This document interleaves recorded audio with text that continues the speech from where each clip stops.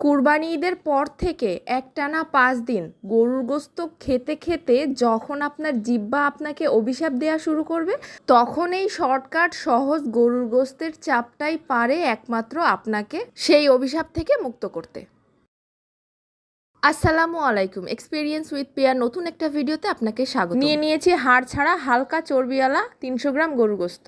Normal আমরা যেভাবে গরুর মাংস রান্না করি সেইভাবে পিস করে নিয়েছি। এবার প্রত্যেকটা পিস আমি শিলের উপরে রেখে এভাবে ছেঁচে নিচ্ছি। ছেঁচাটা এমন হবে যেন মাংসের টুকরা পুরাটাই পাতলা হয়ে যায়, আবার বেশি ছেঁচার কারণে যেন আলাদা আলাদা না হয়ে যায়, পুরা টুকরাটাই একসাথে একট থাকে। ভিডিওতে ঠিক যেমন দেখতে পাচ্ছেন। এবার এভাবে প্রত্যেকটা পিস আমি ছেঁচে নিব।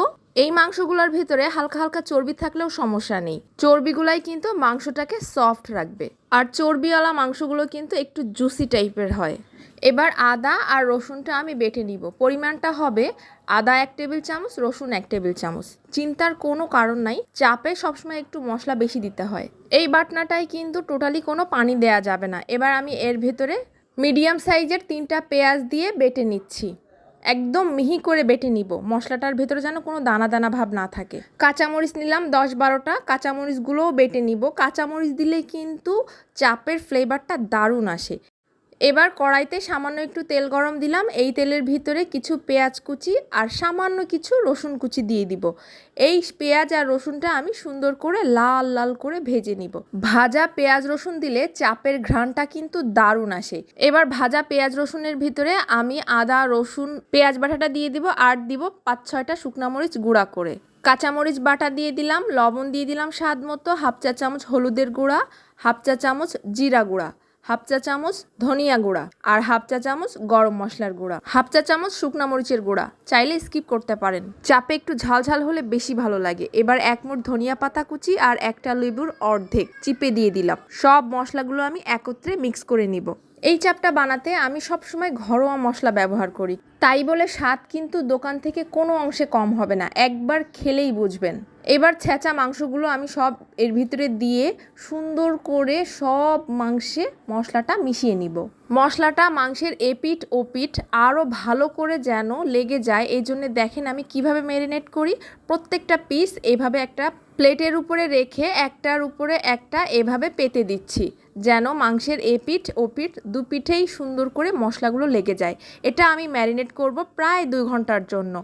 যত বেশি সময় ম্যারিনেট করতে পারবেন স্বাদটা কিন্তু ততই বেশি মজা হবে। সবগুলো মাংস আমার এভাবে পাতানো শেষ। দেখেন একটা উঁচু টিলার মতন হয়েছে।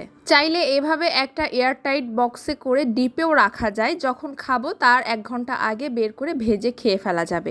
এবার আমি সবগুলো ভেজে নিচ্ছি। সামান্য তেল দিয়েছি, একেবারে ডুবো তেলে এটাকে আমি ভাজবো না। আর চুলার আঁচটা রেখেছি মিডিয়াম। চাপের এপিঠ ওপিঠ সুন্দর করে ভাজা হতে প্রায় 7 থেকে 8 মিনিট সময় লেগে যাবে। একটু লালচে লালচে কালার হবে, কোথাও কোথাও আবার একটু কালো কালো ভাব চলে আসবে, মানে পোড়া পোড়া ভাব। চাপগুলো ভাজার সময় রান্নাঘর থেকে যে এত দারুণ একটা ঘ্রাণ বের হচ্ছিল, ও মনে হচ্ছে যেন আমি কোনো চাপের দোকানের পাশ দিয়ে হেঁটে যাচ্ছি। কুচি করা রসুন আর পেঁয়াজ যেটা আমি ভেজে দিয়েছিলাম সেটা দেখেন চাপের গায়ের থেকে খুলে এসেছে। এটাও হালকা হালকা ভাজা হয়ে গেছে মাংসের মশলার সাথে। এটা আমি আলাদা করে তুলে নিচ্ছি যেন পুড়ে না যায়। চাপগুলো আমার ভাজা শেষ, কালারটা জাস্ট দেখেন। আমি কালো প্লেটে রেখেছিলাম, পরে প্লেট চেঞ্জ করেছি অরিজিনাল কালারটা বোঝার জন্য। ভাজতে ভাজতে যে কতগুলো গায়েব করে দিয়েছি হিসাব নাই।